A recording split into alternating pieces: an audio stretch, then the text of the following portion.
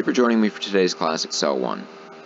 Our goal for today is to become comfortable working in the Excel environment, to learn how to create, edit, and format a basic spreadsheet, and to learn how to use the features that make our spreadsheets more informative and visually interesting. These are going to include functions, filtering, formatting, and sorting. Now, before we begin with all that, I do want to show you where you can find the resources that we're going to use for today's class. If you go to the library's website, as you can see here, the address is mybpl.org.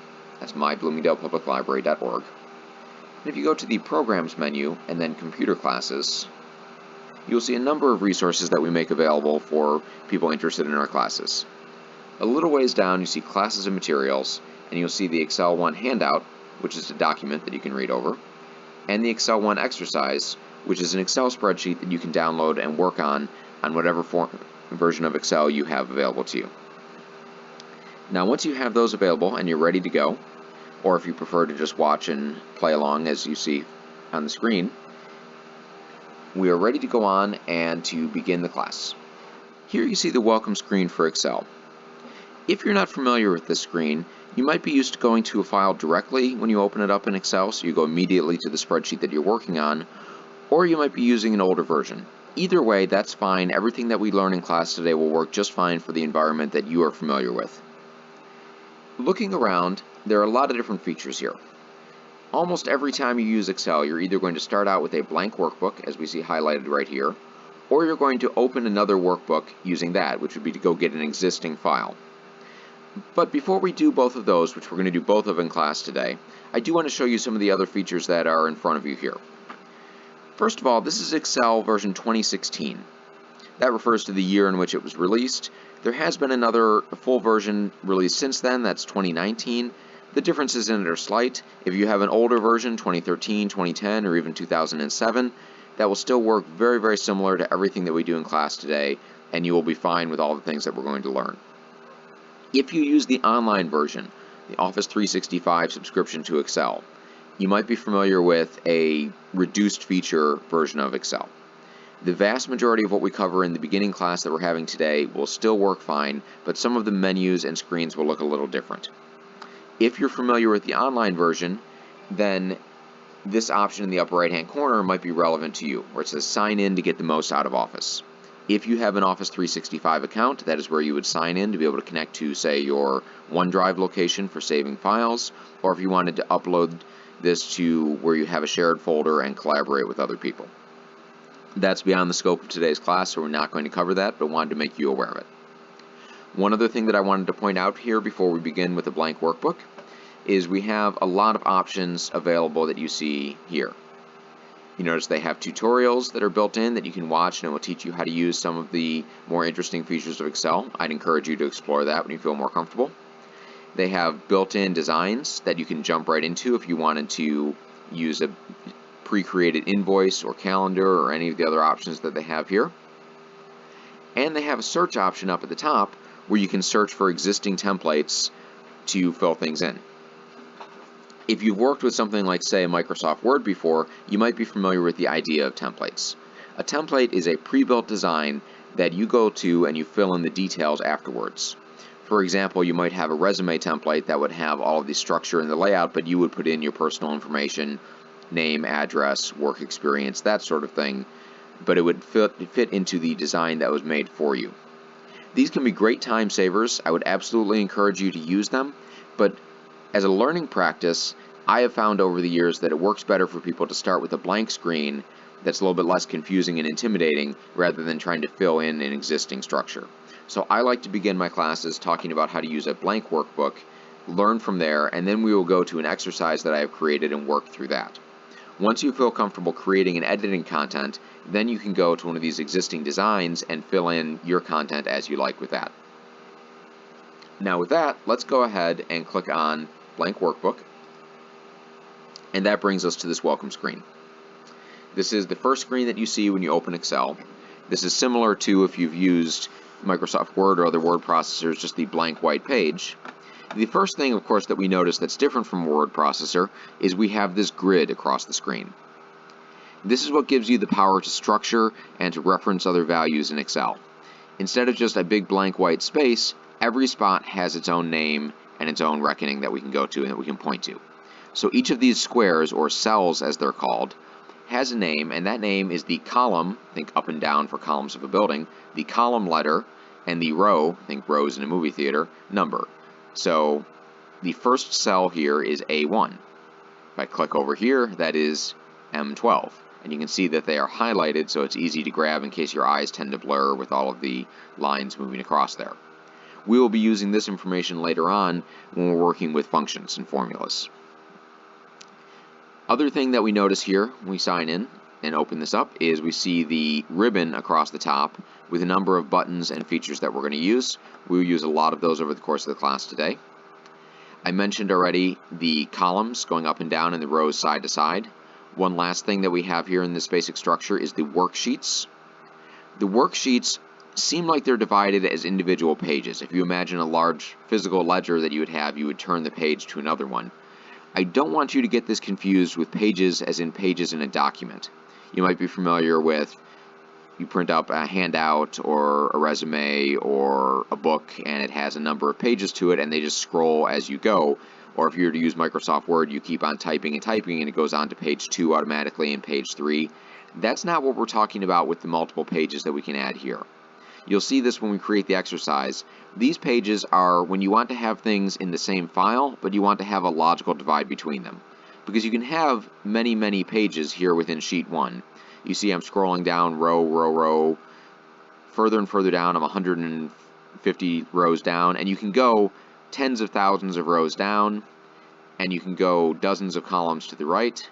You might wonder what happens when you run out of letters, then it starts duplicating them. And so you can have many pages of information in one worksheet. But if you wanted to have a lot of things grouped together but within the same file, you would create a second worksheet by clicking on this plus. And then you have Sheet 2 and Sheet 1. And whatever information you put in one is not necessarily related to the other, but you can connect them if you like. So perhaps you want to do some household finance with Excel. You might have a budget on one page and a checkbook on another, or investments on another, however you wanted to divide that up, so that they were not running into each other and interfering with each other, but they were all in one place so you could get to them quickly. Maybe you have health concerns that you need to keep track of in a worksheet. You might have one page where you keep track of diet, another where you keep track of medications, another you keep track of doctor's appointments or activity, whatever you want to have.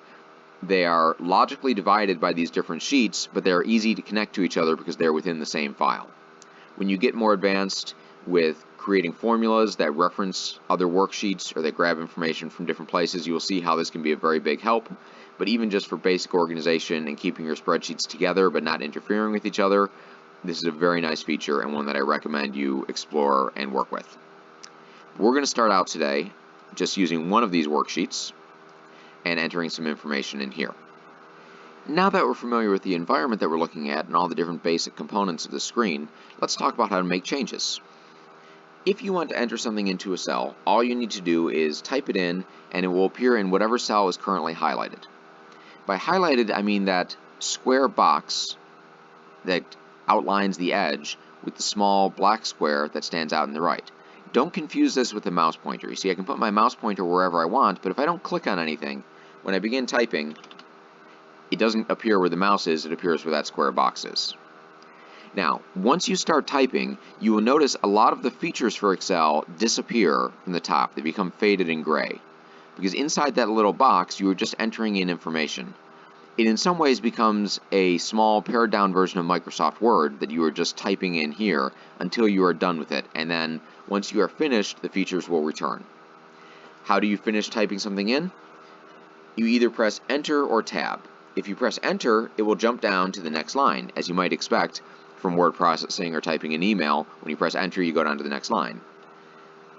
As I type here, if I press Tab, it jumps to the right one column.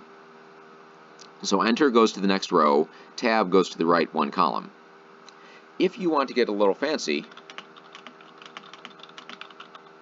you can press Shift and Enter and it will jump up a row, or Shift and Tab and it will jump to the left a row. So you can use this whenever you're doing data entry or putting information into the screen. Some of you might know that you can take the mouse and click in whatever cell you want to go to, or you can use the arrow keys on the keyboard and move the cell around after you type something in, you can just press an arrow key and move down. That will work, and it's perfectly okay to do that, but it is a little bit risky. If you're doing data entry, you will find that it doesn't perform as well if you're using the arrow keys, because it will jump to different spots, but it does not go back to the start of the line when you press enter, as you often want it to do when you're putting in record after record of data. And if you're using the mouse to click on things when you are done typing, that will normally work, but if you're in the middle of a formula, it will instead insert that cell name into the formula, which can cause confusion and errors. So I would encourage you to try to make the habit of using the tab and the enter keys when you are done typing some information and you want to go to the next place. However, when you are not typing something in, if you want to go back and make changes, it is perfectly fine to either use the arrows to drive the box to where you want it to go, or to just take the mouse and click in the cell that you want to make changes to.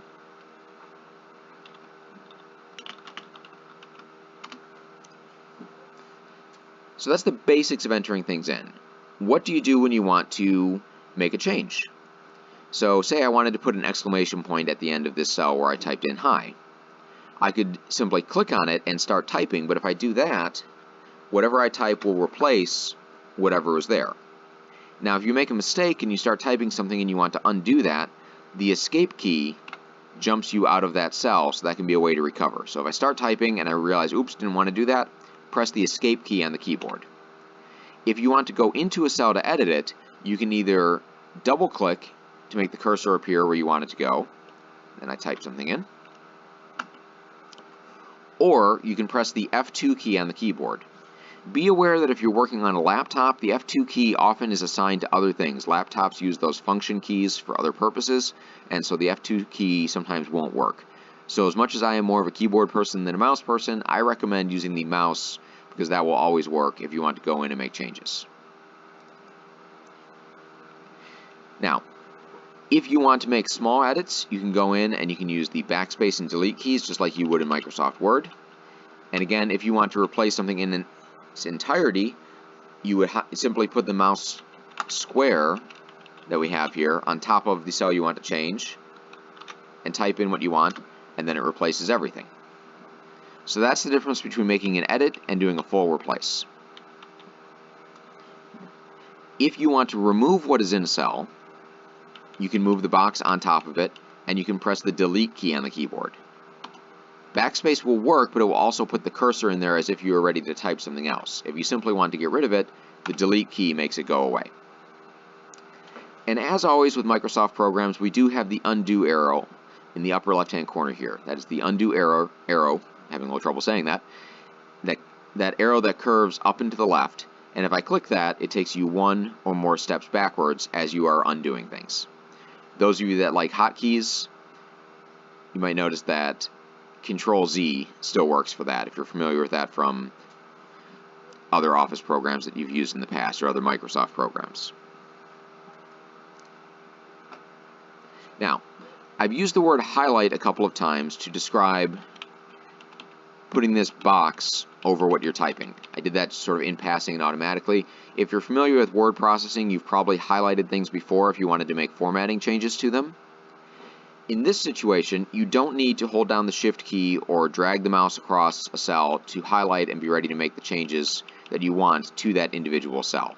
I can just move the mouse over it, and then whatever change that I want to make using the formatting bar up here or the delete key is ready to go. If you're not familiar with the formatting tools, the ribbon that we have across the top here has a number of buttons in it that are available for us. You see going from left to right, you have File, Home, Insert, Page Layout, Formulas, Data, Review, and View. Sometimes when you do something within a spreadsheet, it will pop open another option here. That won't happen in today's class. When you get more advanced and you start working with things like charts or pivot tables, you will see extra options appear in the ribbon for you to make changes to. The File is where you would go if you wanted to save or print your work or open up another file. We'll revisit that later when we're going to open up an exercise for us to do together. The Home is where you find a lot of the basic features that you would want to work with. These are things like copy and paste. These are formatting changes like making things bold, italic, underlined, changing the background color or the color of the font or the size of the font. Also alignment, centering things, vertical alignment, which is a little bit different in Excel, and we'll talk about that a little bit later. changes to how numbers are handled. This is important when you're working with currency or dates and times. And formatting appearances. Conditional formatting is a bit advanced for today's class, but that's where you would have the formatting change based on the contents of the cell. And formatting things as tables has built-in structures that will change the appearance of it as you put things in. These can be very helpful when you're doing more elaborate spreadsheets. We'll get to that later on. And then some very basic features that we use a lot, things like the auto sum. We'll talk about that later when we're learning about functions. And sorting and filtering tools. These are located in different places as well, but the home has just key things that we like to use a lot. Also, insert and delete. We're going to talk about how other ways to do those. You don't have to rely on these options here in the ribbon, just in case you don't have them for yours. We're going to spend most of our time today using the home option in the ribbon. We will spend a little bit of time on the formulas and the data ribbon options as well. We're not going to get into insert, page layout, review, and view in today's class. We will visit those in other Excel classes that we do. Insert is, as you might guess, where you would insert things into your spreadsheet, things like images and charts and tables and other objects that you would want to drop into your spreadsheet. Page layout is similar to how it works in Microsoft Word, where you would control the formatting, margins.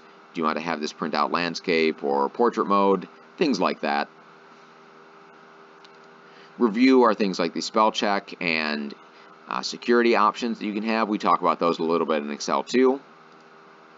And the view changes the appearance and how you're seeing things on the screen. One nice tool here that I visited in Excel 3 is freeze panes. That's a real helpful one. And we also talk about macros in some of my more advanced classes. So just to be aware of those things, they are here.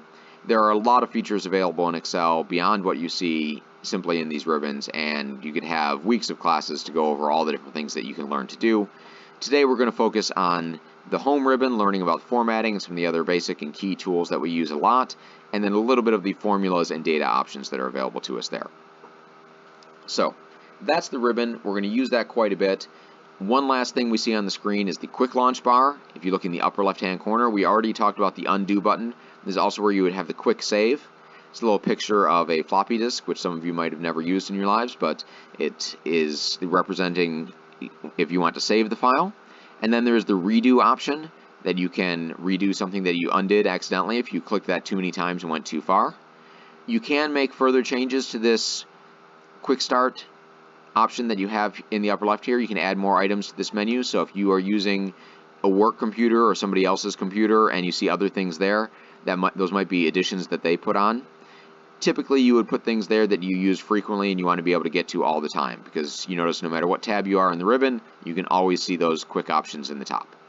But for me personally, I would say I use the undo button pretty often and the save button pretty often. Anytime you make enough changes that you wouldn't want to redo it, go ahead and click the save button, and that way you won't lose your work. If you are using Office 365 and so you are online and saving this to the cloud, as you are making changes, it will automatically save as you enter things, so you don't need to worry about that. Now, having talked about the ribbon and all the options that we have up here, I want to show you how you would use a couple of them real quick, and then we are going to open up the exercise that I've created and work together with that. So, if you want to change the appearance of an individual cell, you can simply click on that cell or use the arrow keys on the keyboard to drive the box to whatever cell you want to change. So I have highlighted cell A1. To make changes to that, I could click on the B for bold. You see it becomes a little thicker and darker. Click the underline, there's a little underline underneath it. These are toggles, so you can turn them on or off. So you click it once to turn it on, click it again to turn it off. You have this pull-down menu next to the letter A for changing the font color. You can take any of the standard colors, or you can get into more details here. So make that something that will stand out. I'll make it red so we can tell the difference easily. The paint bucket is the fill color. That's something that we don't use very often for word processors, if you're familiar with Microsoft Word, but it can be very helpful for Excel, because it allows you to have individual rows or columns stand out more. For a single cell, it doesn't make as much sense, but if I highlight here and I change the background color for this one, now you can see that's green. In just a moment, I'll show you how to do that for an entire column or an entire row. Other options that we have here, this little box with the grid marks on it, this allows you to change the borders. So you can create a border around that cell.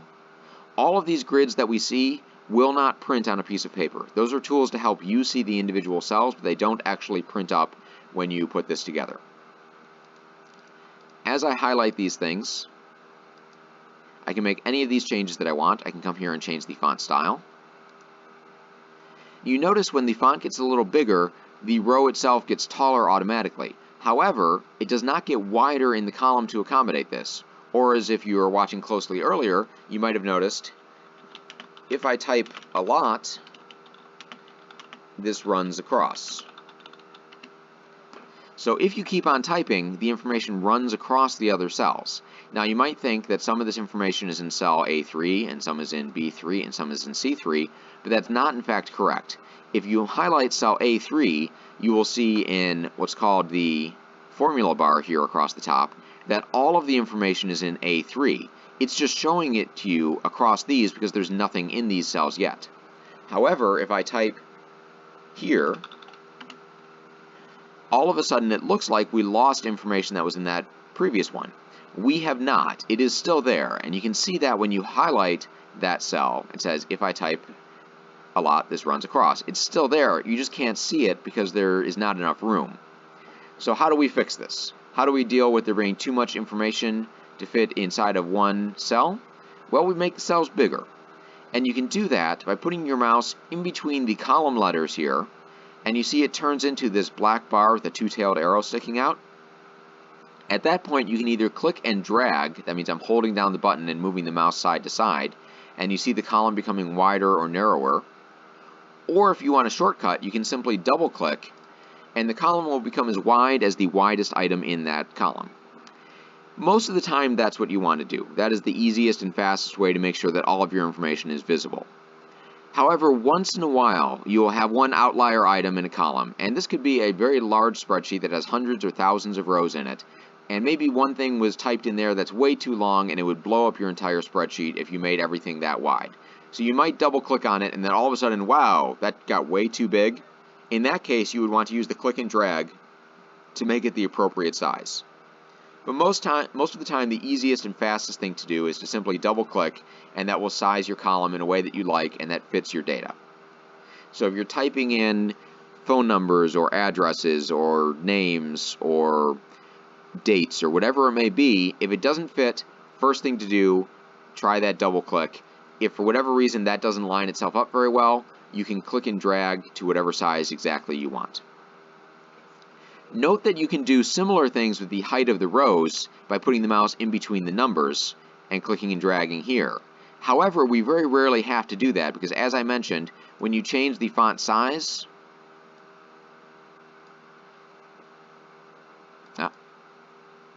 I blew it because I made the change there automatically. Let me do this one. When you change the font size, you see it will automatically change the size of the row as you change it. The reason it didn't work that first time was because I had already dragged it to a specific size, so it was trying to accommodate my preference and stick with that size that we had put in. But if you just highlight a row and you change the font on it without doing anything else, you see how it automatically makes the row taller as you go. So we don't need to change the height of the rows nearly so often as we need to change the width of the columns. Width of the columns comes up in pretty much every spreadsheet I ever make. I very rarely change the height of the rows.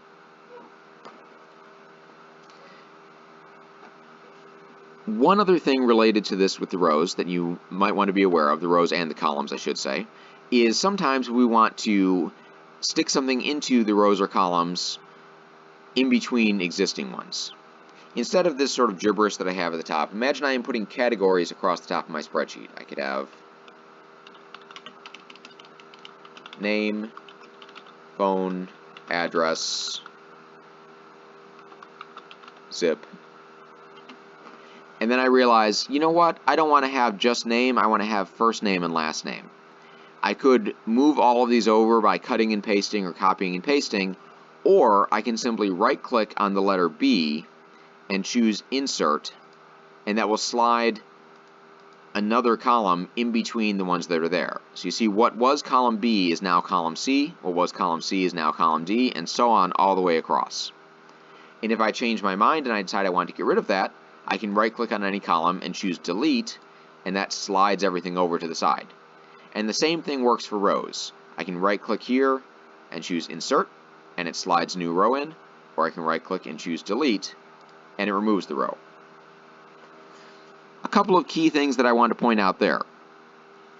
One, when I am making the right clicks on this, I go not on the cells that I change, but on the titles at the top of either the columns or the rows. So I right-click on the letter B, not here in the middle. That will make it less confusing and it will work more consistently for you. Second thing that I want to point out is that after I've inserted this in, new columns take on the attributes of the column to the left of them. New rows take on the attributes of the row above them. So I inserted something between what is now 3 and what is now 1. Does it look like row number 1 or row number 3? Well, it looks like row number 1 because it takes on the attributes of the one above it. It takes on the formatting and anything else that is there to look just like that one. You can change that using these smart tags. This is a little bit beyond the scope of today's class, but I'm just going to mention it in case you're curious. These little tags that appear when you do some more complicated things give you options of different things that you can do. When I click on that, I could say format same as below, or just clear formatting so it has no formatting at all. If you ignore these tags and just start typing, they go away. So you don't have to do anything with those smart tags, but if you notice them and you want to play around a little bit, feel free to left click on it and then see the options that are presented to you. You will get that when you insert new rows and columns, you will get that when you copy and paste, sometimes when you insert formulas. Every now and then it pops up just providing options of different things that you can do. By all means, hover over it, click on it, see what choices you have there. So that's inserting and deleting rows and columns. Finally, I want to show you copy and paste before we go to the exercise that I've created. Some of you might be familiar with copying and pasting from working with word processors or emails, or simply copying a web address and pasting it into an email or something else that you want to give people. This is very similar to it, but it does not work exactly the same way. If you've copied and pasted before, you might know when you copy something, it seems like nothing happens. It just stores it in the computer's memory and it waits for you to tell it where to paste. When you copy something in Excel, it's a little different. I'm going to highlight this cell, and then I could click Copy or Cut. If you don't remember the difference between the two, cutting is removing something from one location, copying is duplicating it. So if I do Cut, it will take it away from this square and it will put it someplace new. If I do Copy, it will leave it there and it will create an exact copy somewhere else. I will demonstrate both of them as we go through here. When you click Copy, you immediately see these dots running around whatever you have highlighted and whatever you're copying. You now need to paste this in before you do anything else. If I go over here and I click Paste, as I type appears there. And I can go over here and click Paste, it appears there. I can go to a different worksheet and click Paste, and it appears there. That works just fine, and you can do it as many times as you like, but as soon as you do something else, as soon as I type something in here, I can no longer paste. It has lost the copy, the dotted lines are gone. So that is a little different in this than it is with other programs you may have used, because typically you can copy and then just do whatever you want until you have copied something else. But in Excel, you need to paste it immediately and continue pasting until you are done. If, on the other hand, I had cut this and then paste over here, you see it grabs it and it moves it to the other location. So if you're not familiar with copy, cut, and paste, that's how that works.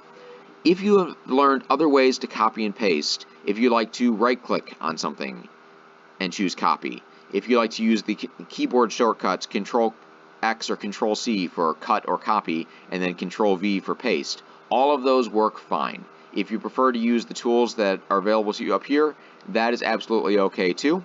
Whatever way you like to copy and paste will work just fine. Finally, I want to show you highlighting options, and then we will jump over to the new exercise.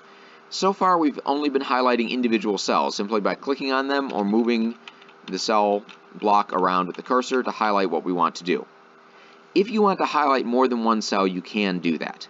You can simply take your mouse and click and drag to highlight a group of cells, like so. I don't find I do that all that often, but if you need to, you can. Notice that the first cell that you highlighted has white square around it, but is still within the large green square of highlighting here. That one will change. Whatever changes you make to all of the cells, say I change the background filler, that happens to that one as well. It just shows you that individual square being lighter there to let you know where you began the highlighting. That is something that you have that option. You can click and drag. However, much more frequently, I use the row numbers or the column letters to highlight an entire row or column. The idea of this is that you can highlight all of these cells before the information is put in. So I could highlight row number 1 and say, I want everything in here to be font size 14, to be black font, to be centered, to be bold, and to be underlined. And that will not only make the changes to what I've typed in, but when I come along and I type here and type last name, you see it appears already bold, underlined, centered, and that font size. All the changes that I make are stored in the cell, even if you haven't typed anything in yet. Now you may notice here that the font is different in one of these cells than others, and the fill color is different from one to others. That's because when this was highlighted, I made no changes to the font, and so it did not apply a universal font all the way across this.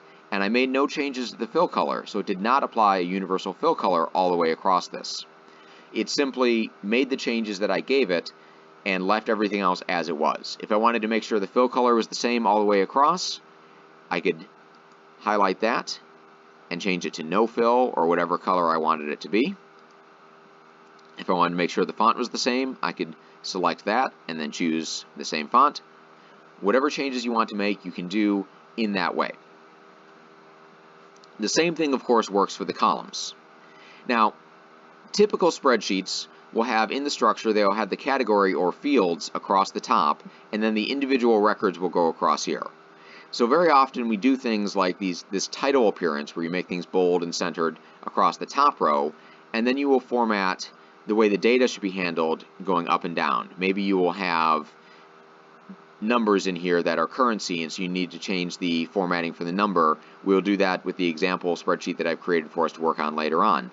Maybe you have trouble reading this as it goes long rows down for a long ways, and you might want to do fill colors alternating here so you can see easier. To do that, I highlight that row, and I could change this to maybe a light green, and then change this one to a light red, and I can go back and forth between these, and this can make our spreadsheet a lot easier to read. There's nothing, of course, special about these colors or anything that we're choosing here. I'm just trying to do something that will make it a little bit easier to read the information as we go across. So that's how we use the row numbers and the column letters to make broad changes. And as you can see, these changes that we've made go on indefinitely. You might be worried, oh boy, I just changed thousands of rows on down. If I print, is that all going to appear? It will not. It will only print pages that you have typed into. So if I go and I type many rows on down, now it will print multiple pages up, but it will stop at the last row that you have typed and the last column to the right that you have entered information into. If you're wondering how many pages something will print when you go to it, the easiest way to do this is to go to File, Print, and you can see a preview of what you would print there. You see I can scroll through and see that this is 3 pages because it's a little too wide to fit everything in one page, and it's 2 pages tall. And then once you have done that and you go back here, these dotted lines appear letting you know the print limits that you'd have this. You could say, oops, 1 line too long, maybe I want to get rid of that, and then it will fit within that page. Finally, with the highlighting, this little square to the left of the letter A and above the number 1 allows you to highlight the entire worksheet. Notice this is just sheet 1, just the sheet that we are on. It is not making any changes to sheet 2. All of this stuff has not been affected there. But we've highlighted the entire worksheet. So this is good if you want to make universal changes. You want to make the font size the same across the entire thing. There you go. You want to apply a grid to the entire spreadsheet. So I click on that and I choose all the borders. So now that's highlighting and putting a grid into the entire thing. Any changes that you want to make to apply to everything, that's how you would do it. You would click that square first, make the formatting change, and then be ready to go. This is also good if you want to duplicate a spreadsheet. If you wanted to copy this entire thing, you highlight the whole thing there, you copy it, then you go to another spreadsheet, you highlight the whole thing, and you paste. And it reproduces the entire spreadsheet. This can be good if you spend a lot of time getting your formatting and your structure set up right and you want to have different data filled into it. You can copy the entire spreadsheet, paste it to another sheet, and reproduce it that way. However, once you are done with these changes, you want to make sure you click anywhere in the background or press one of the arrow keys, and that will make the highlighting go away. Because if you have the entire thing highlighted and you make a change that you didn't mean to, like say you go to delete something, oops, everything goes away there, so you have to undo it. Or maybe you think, oh, I need to change the width of the phone column here, and I change that. Oops, it changed every column because the entire thing was highlighted. So then I will undo and get back to where we were. So make sure you get rid of that highlighting once you're done with all of the large scale changes. So that's an introduction into working with some of the basics of entering information in and playing around with the formatting and the appearance of this, and some basic tools like copying and pasting and inserting rows and columns, and creating new sheets by clicking the plus there. If you have an older version of Excel, you might not have that plus option available for new sheets. You might need to right-click on this and choose Insert to create a new sheet. If you do, that works the same way. It creates another duplicate one. This is something they added several versions ago, but if you have a much older computer, you might not have that low plus down there at the bottom. With that, we're now going to open the exercise that I've created, and we're going to work through all of these skills that we've developed and make some changes to an existing spreadsheet. To open an existing file, we will go back to the File menu here. If we wanted to save our work, we would click Save, and we would choose, do we want to save this to a cloud location? If you have an older version of Excel, you wouldn't see these available. Or do you want to simply browse and save it somewhere on this computer? I'm not interested in saving that work that I've just created. I instead want to open an existing file, so instead of Save or Save As, I go to Open. And here again, I would have the option of grabbing the file from a cloud location. You see recent options are presented here. If this is a home computer that you use frequently, you might see some Excel files that you open over and over again, and you could simply grab them there. This is a public computer that we have here at the library, and so I have all of the recent things removed from it and hidden, so you don't see any options with that. But if I go to Browse, I'll have the option to go to the file that I want. Now, I downloaded the exercise from the website, so I would go to Downloads. You might have these things instead in your documents, or you might have them on this PC on a network location. If this is a work computer that you use, they might have a shared place that everyone works together with the files. So if that's the case and you have trouble navigating to it, be sure to ask someone at work to direct you to the right location. But you will probably at home have your files, your spreadsheets, stored in the Documents folder. In this situation, however, when something's been emailed to you or saved off of the web, you go to Downloads, and I click on Intro Exercise and open this up, I should say. Now, when you open something from the web, it will ask you if you want to enable editing. That's because if you're getting it from a non-trusted source, say the internet, it could potentially have virus concerns, and you'd want to be careful with that. In this situation, this is a file that I've created. I know that it's safe, and I know that it's okay to enable the editing, so I click on that.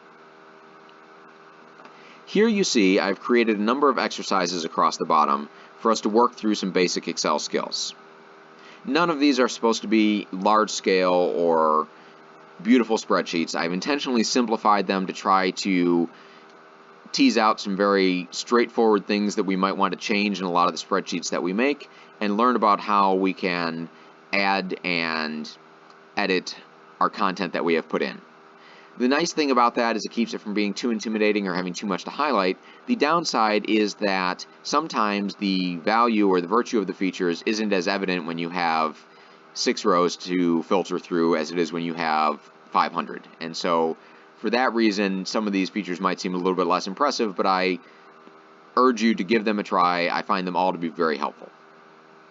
Now I'm going to start at exercise 1, and this is the formatting practice. So we're going to go over some of those things that we were just talking about with the blank document.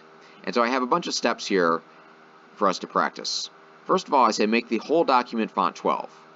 So if you want to try these things on your own, by all means, pause the video and play around with this. I am going to now go ahead and demonstrate how you would do these in case you were stuck on any of them. Okay, now I'm going to demonstrate. So I highlight this square to make the entire document font 12. I will then go to the font size up here in the Home tab of the ribbon and change that to a 12. And that will change everything across it. Next it says get rid of column C. So to get rid of column C, I would put my mouse on the letter C, not anywhere in the column itself, right click on that letter, and choose delete. And when I do that, you'll notice that everything here will slide to the left. So there will always be a column C. It simply removes what was in there and it moves everything over. If, however, you interpret that differently and you think you just want to hide a column and get it out of the way, you can drag the width to the point that it disappears entirely. And then you see columns A, B, D, E, F. So if you're ever looking at a spreadsheet and it's simply missing one of the letters for the columns or numbers for the rows, that means that something is hidden. And to return that to its position, if you put the mouse over where the bars are in between, you will see that double bar instead of the usual solid black bar with the two-tailed arrow. You see the double bar with the two-tailed arrow, and then if you double click on that, it will open it back up and show what was hidden. So you do have two different ways to interpret the idea of getting rid of column C. You can simply delete it, moving everything to the left, or you can hide that column so it's out of the way. Why would you ever want to hide a column? Well, you might have more information than a customer needs in a spreadsheet, and so you might want to hide certain columns so that they don't have that in the presentation that you're putting in front of them, or some information might be private and you hide it temporarily while you are printing things, and then you unhide it so that you have it back and have it available for you again. Situations like that might come up. It's not something that I do frequently, but it's nice to know that it's there. Next step that I have is make row number 1 bold. For that, of course, I would left click on the number 1 and click the letter B for bold. Underneath there, I have make B2 through D3 underlined. This is something that I mentioned earlier, and I said we don't do very much, but I do want to show you how you would do it. If I click and drag across that grid, and I click the U for underline, it underlines the cells that are already typed in, and if I type something in there, that comes in underlined as well. So you can make changes to boxes by simply dragging across them, click and drag as I did there. When you are going to select a box or to drag across it, make sure you don't get on the edge. Make sure that you click in the middle and drag. If you get on the edge of a box, you can sometimes use this little shortcut they've put in where you quickly cut and paste. So that happens when you get on that compass arrow, the four-tailed arrow like that, and click and drag. That does a quick copy and paste. It's a little shortcut. I don't have it listed in this class as details that we're giving out, but just so you know, mistakes happen like that all the time. People go to drag and they accidentally get right on the edge and say, oh no, what happened? Why did my information get moved? First of all, the easy fix is to just click undo, but what happened is you got on the edge of the box instead of right in the middle. So if you want to drag and highlight, make sure you go in the middle rather than on the edge. Next I say insert a new row above row number 1. So for that I would right click on the number 1 and choose insert, and you see everybody slides down. And then finally I have a new one here for you. So if you're wondering when you're trying out the exercises, hey, he didn't say how to do that, this is a new one that I added in. It says make title centered over the first 5 columns. You notice how we have formatting practice typed in here, and it kind of runs across. You might want to have this so that it's centered above your information, but you don't want to guess as to how to put this in or type a bunch of spaces. What you can do is you can merge and center by clicking and dragging across the cells that you want to center something across. And then I take my mouse and I find in the Home tab the Merge and Center button, and you see this becomes just one big cell. So there is no longer A2, B2, C2, D2, and E2. There's just A2 stretched across all of these. And you see it automatically centers it, but you can choose to change the alignment to left or right, however you want it. However, typically when we do this, we want to center the information. The Merge and Center is a nice tool that you can use when you get more advanced with creating things like data entry forms and formulas that you would work with. But just as a basic way to handle it, it's a nice way for making a title over the information that you have there and easily stretching across multiple columns without having to make all the ones underneath it wider too. See, these get to stay their same size, but this one becomes the width that we want. So it's a nice little workaround for how if you change the width of one column, typically it changes the entire thing or all the way down. This way it's just the one row that we have chosen to merge there. So that's exercise 1. Let's go to exercise 2. Here I want to talk about sorting. This is a really easy to use feature. I'm going to show you all the details, so it'll take longer when I explain it, but once you get the hang of it, this is something you can do in a matter of seconds. When you are sorting, you are organizing your data. You are having Excel do something based on what is already typed in here. So for this, we are dealing with data, so we go to the Data tab. There's two things in this tab that we're going to use today, the Sort and the Filter. We're going to start out with the Sort. Now, the first thing you need to do is you need to highlight all the data that you want to sort. You can do that by either drawing a box around all of the data, or by highlighting the column that you want to sort on. So imagine instead of a grocery list here, you had a Rolodex that you had created for all of your contacts. First name, last name, address, all of that, and you wanted to sort them based off of the last name. You would highlight the column that had last name. Once you have done that, when you begin the sort process, you'll see that it's going to expand to cover everything else that is in this spreadsheet that you have created. So I highlight the column that I want, and I click Sort. You might have heard that sound. It is indicating that it noticed that there is data available here, and if we want to, we can choose to expand the selection. I do that by clicking on there and choosing Sort. And you see it automatically sizes it to match the data that you have there. The only time that you wouldn't use that feature is if there is adjacent data that is not related to the spreadsheet. Incidentally, I do not recommend doing that for spreadsheets that you create. Really try to make sure that you have unrelated spreadsheets on different worksheets here at the bottom so that they don't interfere with each other or cause confusion. Now, once you have opened up the sorting feature, you see we have a number of options here. First choice, what do you want to sort by? I can choose column A, B, C, or D. I want to sort by the general category of my groceries here, so I choose column A. Now, of course, in real life, we don't do our groceries alphabetically, we do them by location, so if I wanted to make this more sophisticated, I might add another column here and separate things into areas like frozen foods, deli, dairy,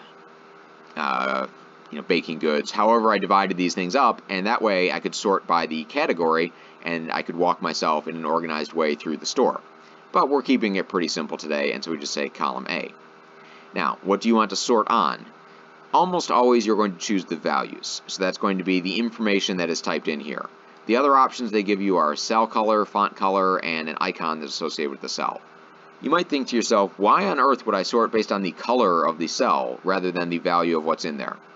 Well, as you get more sophisticated with this, you can do things like the conditional formatting that I talked about earlier, and you can set things up to automatically change the color of the cells based on certain conditions, like maybe if the invoice is overdue, or the size of the invoice, or things like that. And so you could have it automatically sort the urgent things up to the top of the list. And so there are situations where you would do this, but it's definitely beyond the scope of what we're covering today. Just wanted to make you aware that there are times when you would use it, but 99 times out of 100, you're going to want to do values. And then finally, how do you want to sort these, A to Z or Z to A? A to Z is, of course, alphabetical, 1 to 100, January to December. Z to A is the opposite direction. Typically, I will sort things Z to A if you want to have things sorted by date and you want the most recent ones at the top, but most of the time you have things sorted by A to Z. Now, if I had a larger spreadsheet that I was sorting, and there were a lot of duplicates in whatever column that I was sorting on here, I could add a second level, and I could have something else that I sorted on here. So maybe after you sort by last name, then you have another column where you sort by first name or by phone number. However you want to organize these things, you can. That's not necessary for this spreadsheet, so I'm going to delete that level and not work with it there. Last thing that I want to point out here is the option My Data Has Headers. That is something that you would select if, like we have in this situation, you don't want to sort the categories into the middle of this. So most of the time you're going to want to check this, and you see now instead of sorting by column A, it says sort by groceries because that is the header at the top. So if you have things that say last name, first name, address, you don't want last name to be sorted down amongst the L's, you want those to be separated out from the information. Could you do this by at first highlighting around and avoiding the headers? Yes, you could, but that's more detail work than you need to put in. Easier to just check the box, this is My Data Has Headers. Once I've done that, and as soon as I click OK, you will see, boom, they're all alphabetized, and you notice that the things to the side of it, so for example, the categories of the apples, jumped up along with it. So it sorted all of the data, but it just alphabetized based on the column that I have highlighted here. So that's how to sort. Me talking through all of the details there makes it go a lot slower. You can see if I were to undo that process and start from scratch, if I just come along here and highlight, go to sort, expand the selection, data has headers, sort by groceries, okay, done in a couple of seconds.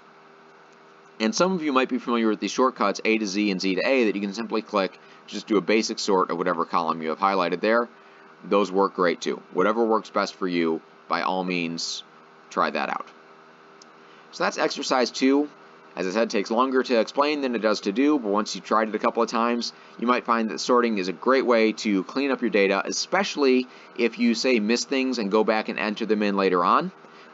When I used to keep my checkbook in Excel, I would sometimes go back and put in things that I had missed before, and then, of course, the dates would all be out of whack, and so I would need to highlight it and sort by date again to get everything looking nice and organized. So the sort is a great way to clean up your data when you have a lot in there and you've been adding and removing things, and you want to get it back looking easy to read and easy to find your information. With that, let's go on to exercise 3. Finally, we're looking at exercise 3, where we will be working with a sample checkbook. Now, I'm using this as a tool to show you a few things. I'm going to show you how to do number formatting with this.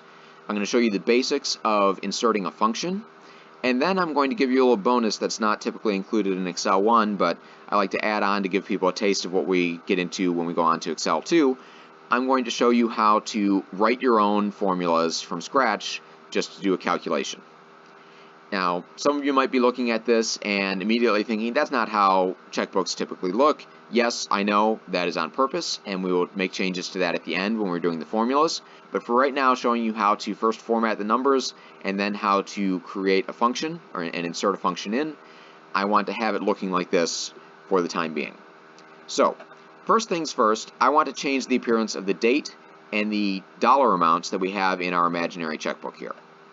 To do that, I want to highlight where these dates are typed in. Now, when you are doing something that you are going to keep adding to, you don't want to simply highlight the ones that are already there, because then you would have to go back and make that formatting change every single time. So whenever possible, it's best to do the entire column or entire row, so the change will take place indefinitely, and it will just keep on working for you. So I highlight column B, and I'm ready to change how these dates work. Now you might be worried, is this going to mess up how the word date looks there? No, we are only changing how Excel handles numbers that are typed into this, so you will not make any change to the word date as it appears there. Now, to make this formatting change, I go back to the Home tab. I usually tell people when they're looking for familiar features, if you're lost, go Home. That is where you will find most of the stuff. So Home is your safe place. Then I see where it has the numbers. Some of you might have done this before and might be familiar with some of these shortcuts. If you like to use that, that's perfectly fine. I want to show everybody all of the options available, so I'm going to click on the little pop-out arrow to the right of the word number, and that shows me all of the format cells options starting with numbers. Here you see it's asking for a category of the number, so these are dates, so I would choose date. And then to the right of it, it gives me some more options. These are how do you want the dates to look. You notice that it's March 14th of 2012 for all of these. That's just an example date. It will not change the contents of what's in there. It's just going to change the appearance of it. So you can choose whatever you like. You can do, I'm going to do a nice long date there. You can do a more concise one where you just have the numbers typed in with the slashes. Whatever you choose is perfectly fine, entirely up to you. I probably wouldn't put in the time on this because it's not really appropriate for a checkbook. It's not necessary, but you can if you want to. Now, once I've done that, I click OK, and some of you will notice, depending on what date format you chose, wait, what happened there? Suddenly we have nothing but these pound or hashtag signs. That is an error indicator. We get into those in a lot more detail in Excel too. But that error indicator is telling us the column is not wide enough to show the results of the information that you put in. So this is easy to fix. All we need to do is stretch out column B, and all of a sudden we can see everything just fine. I just double-click to make that wide enough. If you want to give yourself a little padding, you can stretch it a little wider, entirely up to you. So that's how you make formatting changes to numbers. We're going to do the same thing again, but we're going to do it this time for currency over here in column D. So I again highlight that. I again click the little pop-out for the number. This time, though, I choose currency. If you work in accounting and you're more comfortable with that appearance, you can choose accounting and you can go with those. I'm going to do the currency because it simply looks a little nicer to my eyes, and so I'm going to go with that option. And now you see you have different options to the side here than we did with date. With date, we had choices for the date appearance with that. For currency, we have a few options here. How many decimal places do you want to have after it? So do you want to have the cents after it? Notice before I make the change that this is very hard to read, and one of the reasons is it does not always put the decimal places after it.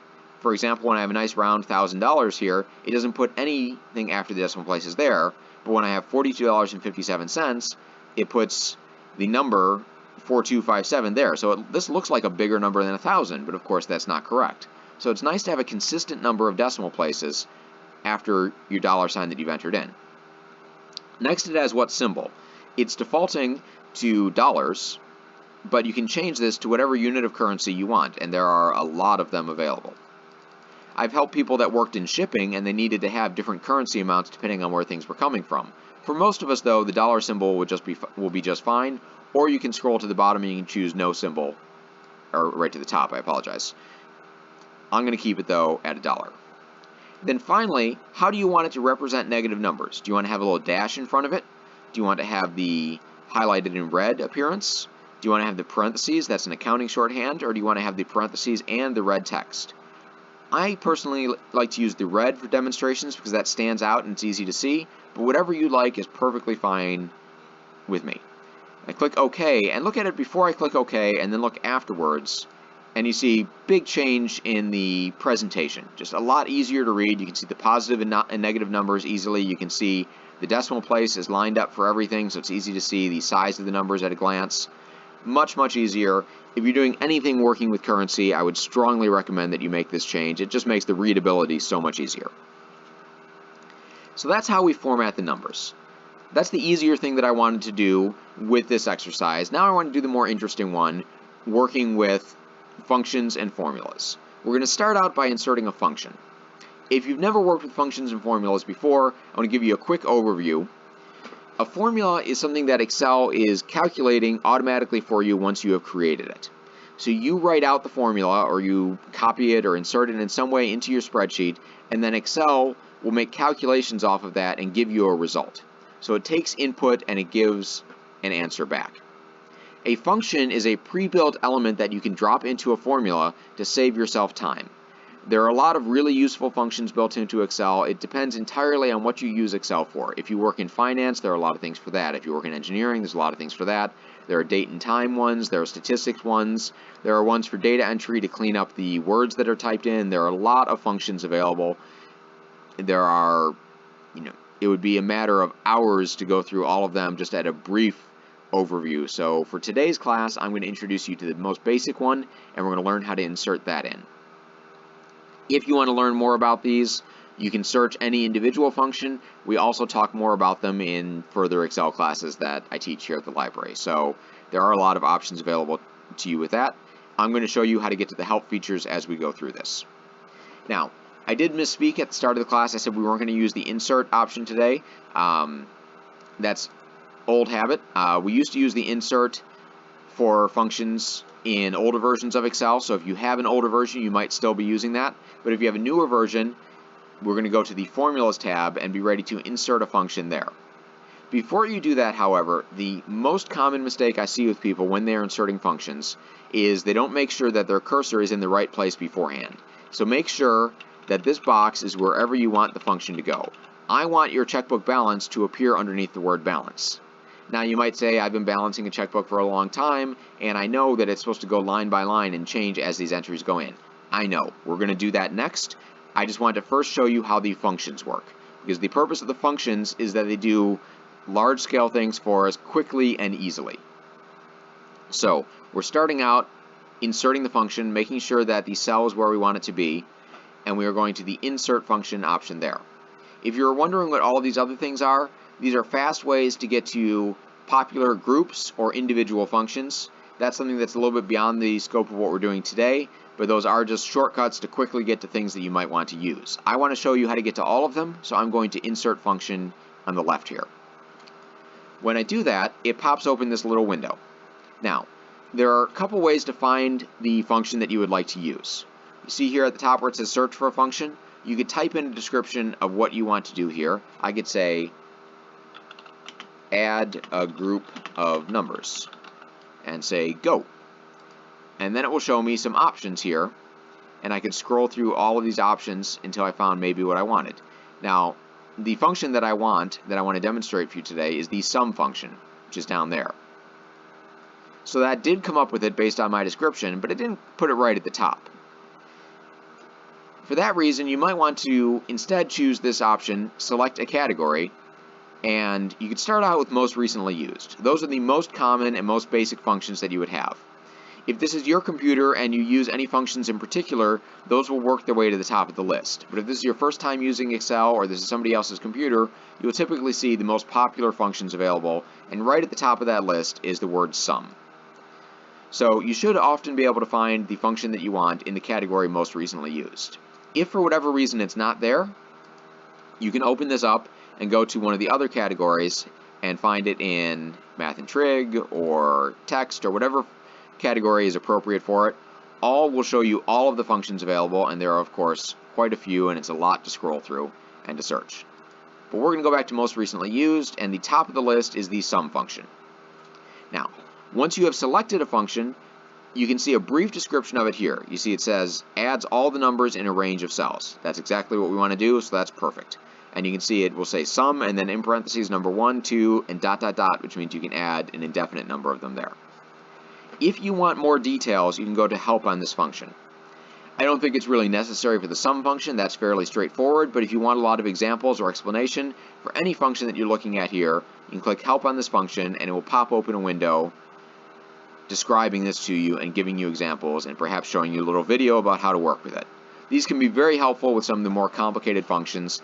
If you don't find this description helpful, you can also go to YouTube and search for explanations, and they will have a lot of videos on some of the more popular functions like VLOOKUP, if functions, stuff like that. Now I'm going to close this and return to where I was and say yes, the sum function is what I want. So I say OK. Now you see here it's going to guess what number you want to add together. It will get it right about half the time. This is one of the times when it gets it wrong. We want to add together all the cells in the column to the left here. However, you need to make sure that you add together only numbers, so you don't want to add together these top two rows where it's blank and where it has the word amount typed in. So where it says D3, I am going to delete that and type D3 colon. The colon is the symbol that we use to indicate a range, so that means everything in between. And I want to have this count a number of cells down so that I don't have to come back and redo this after I add in some more checks. If you read books about formula design, they will often tell you that this is a bad idea because it's inefficient because your computer is now adding a bunch of blank rows before it's typed in. And that is true if you're doing things on a huge scale with millions of rows and doing complicated functions. Computers today are a lot faster than they used to be, and simply adding 0 a few thousand times is not going to have any effect on your computer's performance. So for a basic spreadsheet, I wouldn't worry too much about that. But you want to put in a range that will either get all the room that people need to enter in the data that's going to come along here, or just give you a lot of room to expand. So I could put D3 through D1000 if I wanted. Notice that I am putting in cell references. So I am referring to the cell name D3 and then colon D1000. I am not typing in the individual numbers. You do this for a few reasons. And we talk a lot more about this in the Excel 2 class when we learn about formulas. But the main reasons are we want to have it flexible for people to enter in information later if it's not already entered in, and we want to make it automatically correct itself if people change the values that are in here. And finally, it's easier. Rather than typing in all of these cell references as I did with that, you would have to type in 1000, negative 42.57, negative 28.50, and so on, and that would take forever. So much easier to do the cell references, but from a functionality standpoint, it's great because people can enter information in later, and they can come back and make changes to it with it still working. So once I do that, I should get the result 955.78. I click OK, and there we go. And now if I come here later and I say, oops, that was supposed to be 1575, you'll notice the 955.78 will go down $10. Or if I come here and I add another check,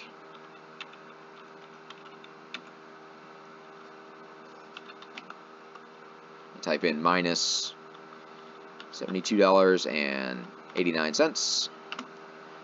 The balance updates itself automatically because that is in the range that it is covered. And if you want to get a quick visual of that, if you double click on the cell to change it, it shows you the range going a long ways down. I press enter to say I'm done. So that is how you insert a function into your spreadsheet. I'd encourage you to practice with that. Be careful for typos. Any little mistakes that you make or things that you delete unintentionally as you go through this, if I were to have double clicked on this just to show you that, and I accidentally deleted this or made a change to it, suddenly it will not work and it will give you an error. So I have to go back and fix that. This again is a brief introduction to working with functions and formulas. We spend 2/3 of the class in Excel 2 working on this, so not to pitch that class too hard, but if you want to learn more about this, I encourage you to check out that video and come back for it. We do have an older version of that, and we will be releasing a new one again soon.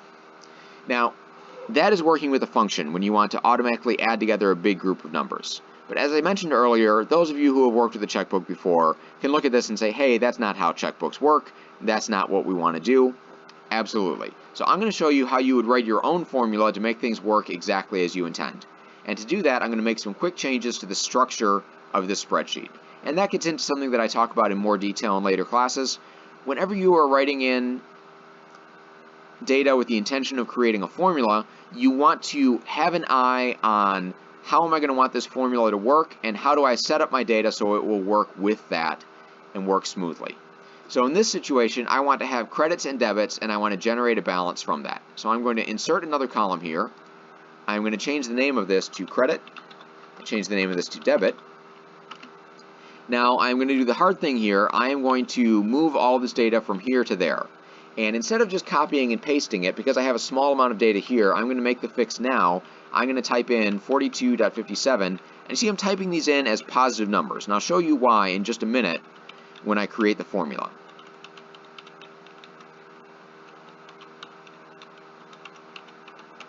Whoops. And I'm going to, before I delete this, I want to point out the balance is 872.89. Let's keep that number in our head to see if we can reproduce that with our own formula that we make. Now I'm going to delete these. So in this column I only have credits, and in this column I only have debits. Now, I'm going to change the initial balance just to my starting balance here. Just type in the 1,000. And then I'm going to write a formula that will calculate the balance row by row as we go here. Now I could, some of you might be good at quick mental math, and you could say, okay, you just take $1,000 and you subtract 42.57, so you type in that would be $957.43. But if you do that, you're going to have to do it every time. It's better to take a little extra time to write a formula and then be able to reuse that every time down. So I like to sometimes think or even say out loud, what am I doing with this formula? And then try to apply that to how is this written. Now the first rule is every formula starts with an equal sign, so I type that in. But then I say, what am I calculating here? I am saying I'm going to take the previous balance, so that is cell F3. I am going to add any credits, so I say plus D4, and then I'm going to subtract any debits, so I do minus E4. So I say take the previous balance, this cell equals the previous balance, F3, plus any credits from this row, which is D4, minus any debits, which is E4. Now once I'm done with that, I can press enter and get the same number that we calculated in our heads. Now you might ask, why did I add in the credits even though that space was blank? That seems like a waste of effort. The reason is I have typed this formula once, and I am now going to try to reproduce it row by row as we go. So I will copy this, and then I will paste it onto the next row. I did that by doing Control-C and then Control-V, but if you prefer, you can go to the Home button and use copy and paste there. And you see, it automatically changes it to the next number on down. It takes the previous balance, which is F4, adds D5, which is that cell there for credits, and subtracts the debits. And then I go on to the next row down. And so you can see here, because of how I set up this formula, why I made these debits positive numbers, because I am subtracting them. I did that because I feel it's easier to understand and to read that we are removing debits, so that's why I typed in positive numbers. Also, if you're going to be doing this for a long time and doing data entry, it's easier to not have to type that minus sign in front of all of the debit symbols. but that's entirely up to you how you want to set it up. You could have made these negative numbers. You would then just have to be adding the debit column so that the negative numbers would make it go down. And you can see I can just paste this row by row, and we add up to, at the end, the same number, the 872.89 that we had before. And if I come along and I add another check, say I do this one tomorrow for Comcast, and say that is 127.24, and then copy and paste this on down, the balance continues to go down, and then if I deposit, it doesn't matter the date because it's not working off of that, but I change this to payday, and then I put another $100 here. When I copy that and paste it on down, it goes up again. So you see, by creating our own formula, we have more individual control over how things work, but we do have to have a better understanding of how to type the formulas in than if we simply insert a function. So in some situations, it's easier to insert the function, especially those of you that are familiar with the AutoSum feature, and in other situations, it's easier to create a formula that matches your data and works with what you have there.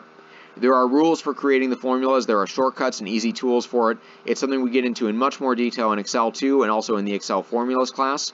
I just like to give you a little introduction to it here to see if you think, oh, that might be helpful for me, or no, I'm not really interested in that. I'm not going to waste my time. So just like to give you a little taste of that. But with that, that concludes our exercises that we have for today and the Excel 1 class. I hope you found this helpful. I hope you walk away from here a little bit more comfortable with the Excel environment. I would strongly encourage you to play around with this, practice, make some sample ones before you do a lot of data entry, and just get comfortable working with the features. I hope you like this class. If there's things that you would like to see in the next class or that you would like to see us add or remove from this one, please let me know. My name is Sean. I work here at the library, and I organize all of these classes, so give us a call or put something in the comments, and we'll be happy to add more or make some changes. With that, have a great rest of the day.